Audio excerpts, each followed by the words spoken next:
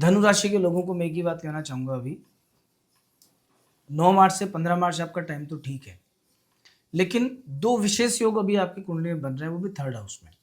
इन योगों से बचने की आपको आवश्यकता है। क्या स्टेप्स लेना है, कैसे बचना है, वो मैं आपको बताऊंगा। बस कंटिन्यू आप वीडियो में बने रहिए। तो देखिए, सबसे पहले धनु राशि को 4 ग्रह एक साथ थर्ड हाउस में गोचर कर रहे हैं। मंगल, राहु, बुध और सूर्य।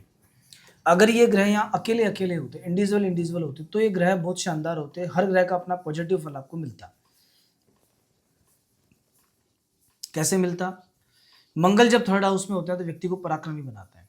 ऐसा व्यक्ति सेल्फ मेड होता है, बहुत मेहनत करता है, बहुत मेहनती होता है, मेहनत का पूरा फल भी उसको मिलता है।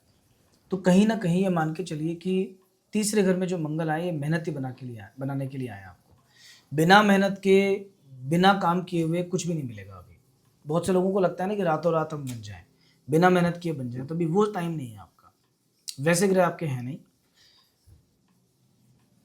सेकंड जो प्लेनेट है राहु आपके, राहु के लिए कहते हैं कि राहु 3, 6, 11 में राजयोग कारक होता है। यहाँ बैठा हुआ राहु व्यक्ति लाभ स्थान को देखता है तो अचानक कभी कभी फल देता है। सडन उस व्यक्ति के जीवन में राइज होता है। व्यापार के घर को देखता है तो व्यापार व्यवसाय अचानक से बढ़ता है। तो आप भी अपनी बिजनेस पर निगाह जमा के रखिए। अगर कोई बढ़िया चांस आपको मिलता है तो आगे बढ़ने का प्रयास कीजिए। राहु देवता पूरे तरीके से सपोर्ट आपको फिलहाल कर रहे हैं। सूर्य थर्ड हाउस में है। सूर्य भी व्यक्ति को पराक्रमी बनाते हैं, मतलब ऐसा व्यक्ति डरता नहीं है, मेहनत बहुत करता है, मेहनत का फल भी उसको मिलता है। तो बस जैसा सूर्य चाहते हैं वैसा वैसा आप करो, सब चीजें ठीक हो जाएंगी। आपके चतुर्थ भाव में शनि और शुक्र का योग है, ये थोड़ा सा गड़बड़ है। चौथे घर में शनि मतलब शनि का कंटक, ढैया। चौथे घर में शनि मतलब शनि का ढैया, और ये भी पहला ढैया। चतुर्थ भाव में शनि करते क्या है? सबसे पहले तो देखिए, छठे घर को देखते हैं तो मामा का जो पक्ष है आपका, अभी इस समय आप देख लेना आपके ननिहाल पक्ष में कोई ना कोई प्रॉब्लम चल रही होगी, मामा के साथ, नाना के साथ, मौसी के साथ, उन लोगों के साथ में, क्योंकि शनि की सीधी दृष्टि आपके 6th हाउस पर है। दूसरी चीज, ये शनि बैठे बैठे देखते हैं सामने करियर भाव को। करियर भाव को देखने के कारण कहीं ना कहीं करियर डिस्टर्ब होता है, कामकाज में रुकावटें आती हैं, काम अटक अटक के, रुक रुक के, धीरे धीरे आगे बढ़ता है। तो थोड़ा सा करियर पे फोकस करना, कामकाज को बिगाड़ना नहीं है, कामकाज को बनाना है आपको भी।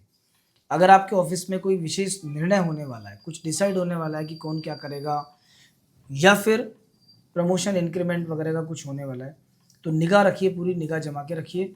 अवेयर रहोगे तो कहीं ना कहीं अच्छा आपके साथ अभी होगा। लग्न पे शनि की दृष्टि है, आलस्य देती है। आलस्य बिल्कुल नहीं करना, क्योंकि बृहस्पति की राशि वाले लोगों को तो ब्रह्म मुहूर्त में उठना चाहिए। अगर आपकी धनु राशि है और जीवन में सफलता चाहिए तो आपको ब्रह्म मुहूर्त में ही उठना पड़ेगा।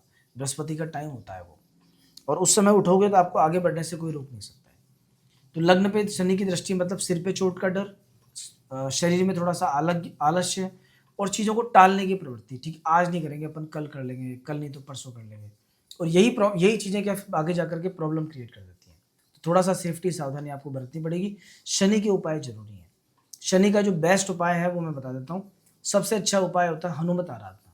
अगर कोई व्यक्ति प्रतिदिन 7 हनुमान चालीसा का पाठ करता है तो उस व्यक्ति को जीवन में कभी शनि परेशान नहीं करेगा। शनिवार के दिन तेल से बनी चीज़ें बना सकते हो आप, पुए बना सकते हो, पूड़ी बना सकते हो, और सब्जी के साथ में डोनेट कर सकते हो। अगर ऐसा करोगे तब भी आपको इस शनि के जो नेगेटिव फल है वो भोगने नहीं पड़ेंगे। प्रत्येक शनिवार किसी हनुमान जी के मंदिर में झाड़ू लगाओ, थोड़ी सेवा कराओ, बाद में वहाँ पे चोले का सामान दान करके आओ, सिंदूर, चमेली का तेल, यज्ञोपवीत, ये सब चीज़ें, प्रसाद। अगर ऐसा करोगे तब भी शनि आपको परेशान नहीं करेगा, शनि के रिजल्ट पॉजिटिव रहेंगे। शुक्र चतुर्थ भाव में है और शनि के साथ हैं, बिल्कुल सेम डिग्री के आसपास है। चौथे घर का शुक्र जमीन, मकान, प्रॉपर्टी, स्थायी संपत्ति से लाभ देता है। तो अगर कोई बहुत दिनों से कोई ऐसी प्रॉपर्टी आपकी है कि जो चाह के भी आप उसको बेच नहीं पा रहे, या उसका कुछ रास्ता नहीं निकल रहा, तो अभी उसका रास्ता निकल सकता है। अभी समय थोड़ा सा आपके फेवर में है।